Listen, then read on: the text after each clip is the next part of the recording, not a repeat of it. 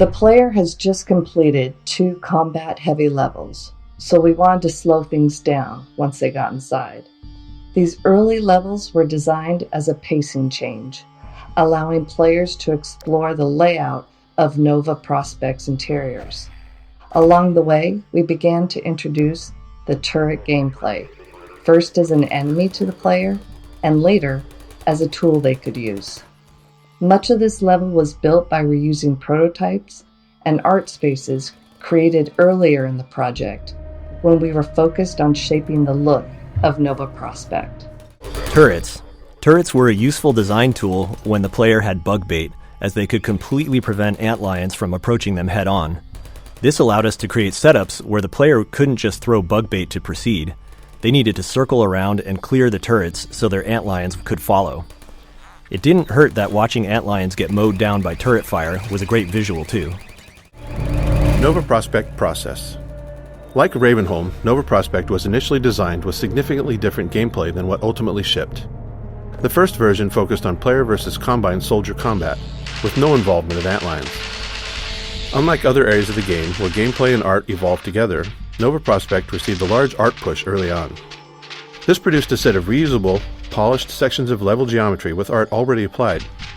Assembling Nova Prospekt from these pieces worked well, as the prison's layout was naturally repetitive. And then later, when we returned with antlions and bug bait, we had to repurpose the geometry to fit the new gameplay. Allied antlions. Having an endlessly respawning antlion army attacking turrets and soldiers meant we had to spend time figuring out the player's role in Nova Prospekt's combat. The player had already faced plenty of combine soldiers, so we decided to make combat here feel more like a puzzle and a spectacle instead of a combat challenge. With that in mind, we created setups that remained in a steady state until the player intervened. By directly killing enemies, the player could tip the balance in favor of the antlions, but we wanted to make bug bait usage especially rewarding.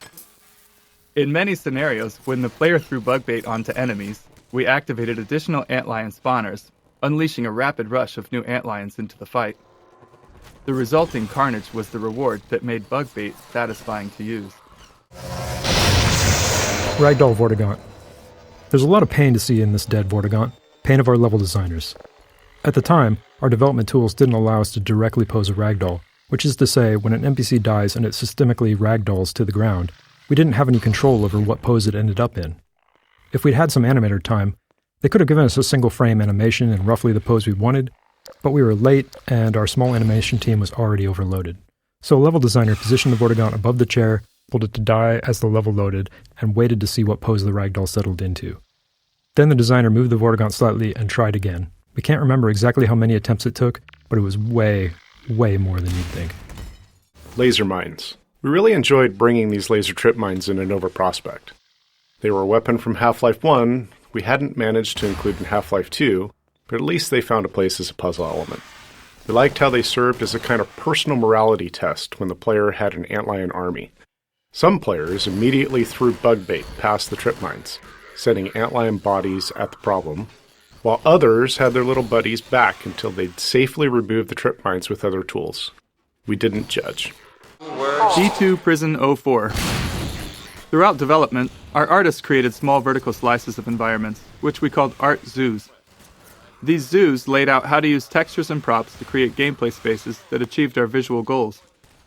However, when building the prison's gameplay track, the repetitive layout allowed us to use the art more directly.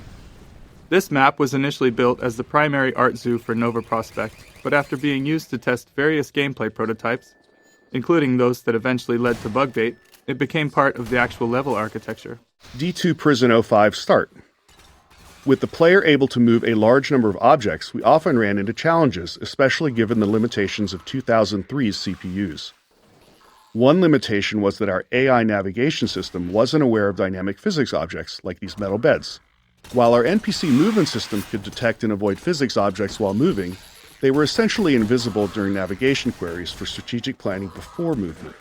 This was primarily due to performance limitations. We couldn't afford anything more complex.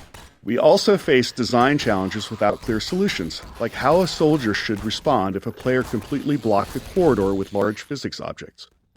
To address this, we gave NPCs additional strength to push physics objects around. We then mitigated the issue through level design. widening corridors and ensuring enough empty space to handle props landing anywhere within them. This setup is a high-risk one. The combination of soldiers hiding behind beds and antlions charging for melee attacks creates a good chance of awkward interactions between the NPC movement system and the beds. Laundry. By the time the player reaches this level, known as Laundry, we're confident they're comfortable using bug bait to solve combat scenarios. So, we wanted to raise the stakes a bit by creating a scenario that encourages the player to get even more involved, combining bug bait with their full set of weapons. Side zombie. This poison zombie was always a highlight in playtests. Players so focused on combine soldiers, antlions, and turrets hadn't seen a poison zombie in quite some time, so its sudden appearance in the dark often created a moment of shock. Kitchen. It's a well-known custom among game developers that all video game kitchens must feature a gas explosion. One-way drops. Players never know what's ahead of them, but they're familiar with what's behind them, so it's common for them to retreat to familiar ground when they encounter an enemy. If we've built an arena where we want the player to engage, especially for an enemy with specific geometry requirements, like the Antlion Guard, we need a way to prevent that retreat. A common solution is to require the player to enter the arena through a one-way drop, something you've likely noticed a few times already.